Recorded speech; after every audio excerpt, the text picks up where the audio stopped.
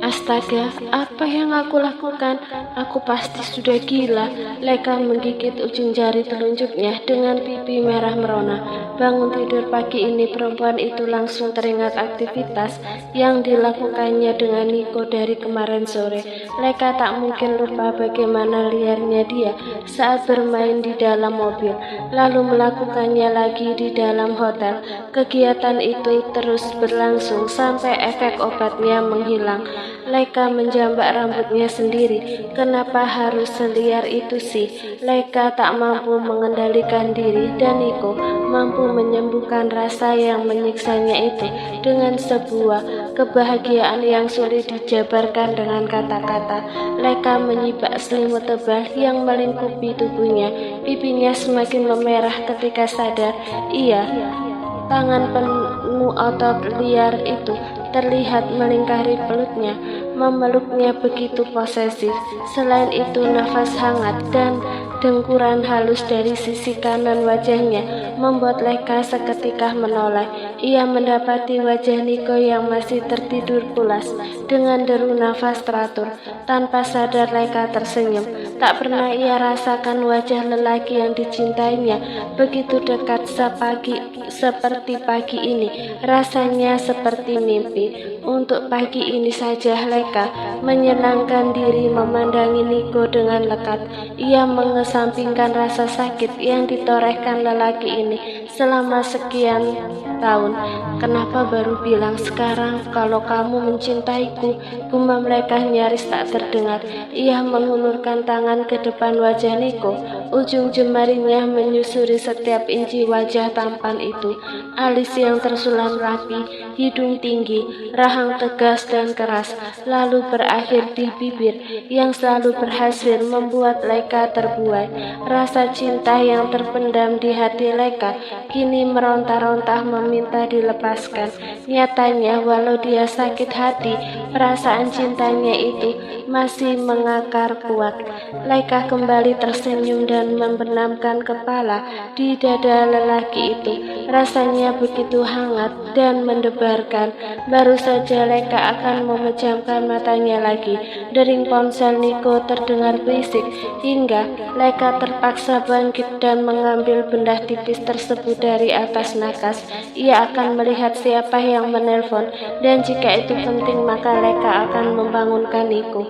Namun Leka tiba-tiba terdiam mendapati nama yang terpampang di dalam layar, Elena. Bibir Leka terlipat ke dalam, menimbang-nimbang apakah ia harus mengangkat panggilan tersebut atau jangan, ataukah ia harus membangunkan Niko. Tapi entah ada dorongan dari mana, kini ibu jarinya tiba-tiba menggeser layar pada ikon telepon berwarna hijau, mengangkatnya dan menempelkannya di telinga. Akhirnya kamu mengangkat telepon aku juga, Niko. Kenapa chat aku nggak dibales? Suara Elena yang merengek membuat Leka menghela nafasnya pelan. Ia sempat melirik Niko yang masih terlelap. Papiku ngajak kamu untuk makan malam di rumah. Kamu bisa kan? Ayolah sekali ini saja kabulkan keinginan papi. Bukannya waktu itu kita sepakat untuk mencari tanggal pernikahan bersama? Cerocos Elena panjang lebar sesekali diiringi tawa manja. Mendengarnya hati Leka tiba-tiba terasa kosong, sendu terlihat menghiasi wajahnya. Ia lupa bahwa status pamannya ini ialah tunangan orang lain. Halo, kamu dengar aku kan, Niko? Halo? Leka menurunkan tangannya dari telinga dan membiarkan Elena berbicara sendiri hingga akhirnya sambungan itu berakhir. Kemudian meletakkan ponsel tersebut di tempat semula. Baru detik berikutnya ia mengambil pakaian yang tergeletak di atas lantai yang untungnya semalam terlempar ke dekat sisi ranjangnya. Usai mengenakan pakaian, Leka hendak turun dari ranjang, tapi tiba-tiba pergelangan tangannya tertahan oleh genggaman tangan Niko. Mau kemana? Suara Niko serak tanpa membuka matanya. ke kamar mandi. Mendengar Leka yang bersuara ketus, sontak Niko membuka matanya dan menatap Leka penuh tanya. Ia juga melihat air muka Leka berubah muram. Niko tersenyum berusaha menggodanya. Cuacanya dingin, jadi mending kamu tidur lagi sini. Habis itu kita mandi. Kayaknya seru. Enggak, Leka menepis tangan Niko, tapi lelaki itu berhasil meraih lagi tangannya dan menariknya hingga Leka terjatuh ke atas ranjang, lalu duduk bersebelahan. Ada apa? Kenapa tiba-tiba ketus kayak gini? Leka membuang muka. Enggak kenapa-kenapa, aku gerah mau mandi. Apa karena ucapan Elena? Hah? Leka terkejut. Kenapa Niko tahu barusan Elena menelpon? Apa lelaki itu mendengar semuanya? Aku sudah bangun dari tadi, Leka, dan aku juga dengar apa yang dikatakan Elena, ujar Niko seolah tahu apa yang ada di kepala Leka. Cepat-cepat Leka menggeleng. Enggak, ucapan Elena sama sekali gak mempengaruhiku. Kali ini Niko mengamati Leka beberapa saat. Kamu cemburu? Cemburu? Leka mencepikkan bibirnya. Cemburu itu timbul karena ada rasa cinta. Lalu, apa itu artinya? Kamu gak punya perasaan cinta untukku. Leka menelan ludah dan diam beberapa saat. Baru tadi pagi ia ingin mengutarakan perasaan sesungguhnya pada Niko. Tapi fakta status lelaki ini sebagai tunangan wanita lain membuat Leka harus mengurungkan niatnya. Enggak, ucap Leka dengan pelan. Dan Niko yang mendengarnya merasa kecewa. Sama sekali? Iya, sama sekali. Setelah mengucapkan kalimat itu, Leka menggigit bibirnya sendiri dan tak berani menatap Niko. Lelaki itu terdiam hanya sesaat. Setelahnya ia kembali berkata, bohong, kamu berbohong Leka. Buktinya semalam kamu merespon. Kamu tahu sendiri kalau aku ada dalam pengaruh obat dan sulit mengendalikan diri, saut Leka dengan cepat. Kalau saja tak dipengaruhi obat, Leka tak mungkin sampai berani menggoda Niko. Jadi meresponmu itu ada di luar kendaliku. Aku tahu. Niko menghela nafas berat. Dia sendiri pun tak bisa mengendalikan diri. Maaf, ucapnya tulus. Seharusnya aku lebih bisa mengendalikan diri sendiri, tapi nggak bisa. Leka tak menjawab. Itu bukan kesalahan Niko sepenuhnya. Lelaki itu sudah berjuang menahan diri, tapi karena perasaan menyiksa dalam tubuh Leka membuat pertahanan Niko akhirnya runtuh. Itu normal, karena Niko adalah lelaki normal, apalagi track recordnya selama ini dengan deretan wanita dalam lingkup hidupnya.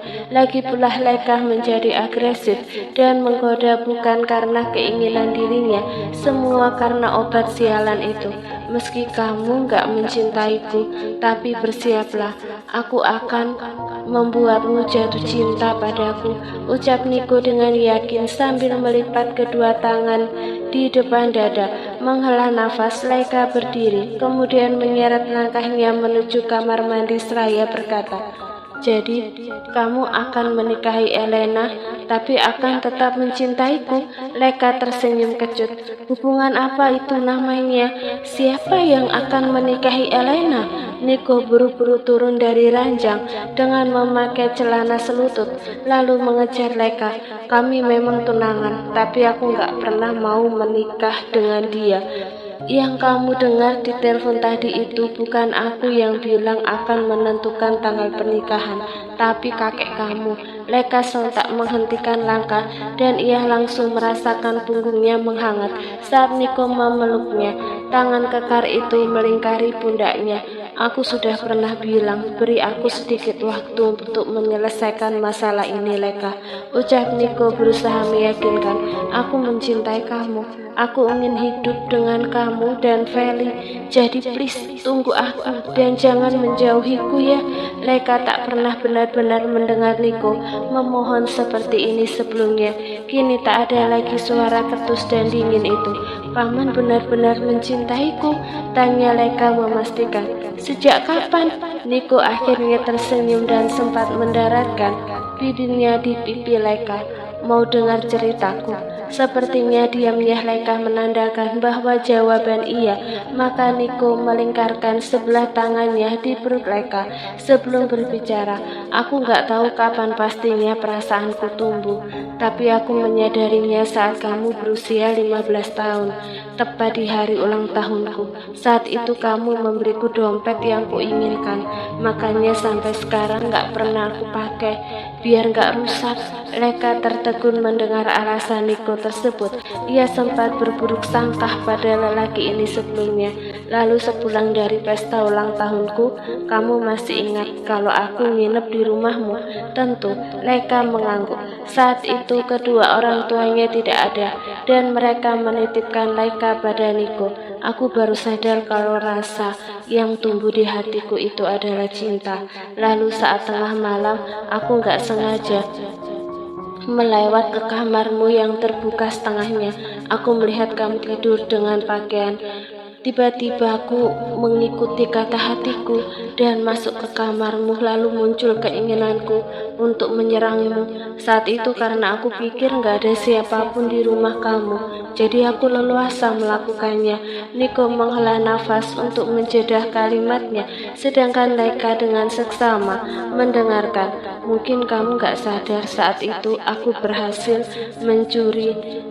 Aku ingin melakukan lebih, tapi aku segera sadar kalau kamu adalah keponakanku. Leka terkejut. Jadi cumanku yang pertama dicuri oleh kamu saat itu? Niko menyeringai dan mengangguk. Ia tertawa melihat Leka mendelik dan menggigit bibir bawahnya kesal. Terus besok paginya kamu menghilang, bahkan sampai seminggu. Kenapa? Tanya Leka tak suka.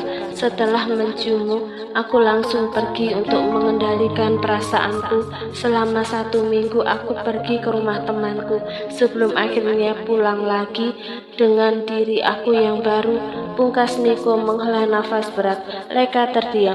Setelah Niko menghilang selama 1 minggu, lelaki itu sikapnya berubah dingin dan kejam. Dia berubah menjadi Niko yang tak Leka kenali. Setelah mendengar penjelasan itu, Leka berbalik menghadap Niko. Ia menatap lelaki itu lekat. Niko, iya. Niko balas menatap Leka. Beri aku waktu, ucap Leka pelan. Jujur aku sakit hati sama kamu, apalagi selama 5 tahun terakhir ini. Jadi beri aku waktu untuk menyembuhkan lukaku dulu. Mendengarnya, Niko termenung. Ia sadar luka yang ia torehkan di hati wanita kecil ini sudah begitu dalam dan mungkin tak termaafkan. Niko lantas mengangguk. Ia menarik tangan Leka dan memberi kecupan di punggung tangannya itu.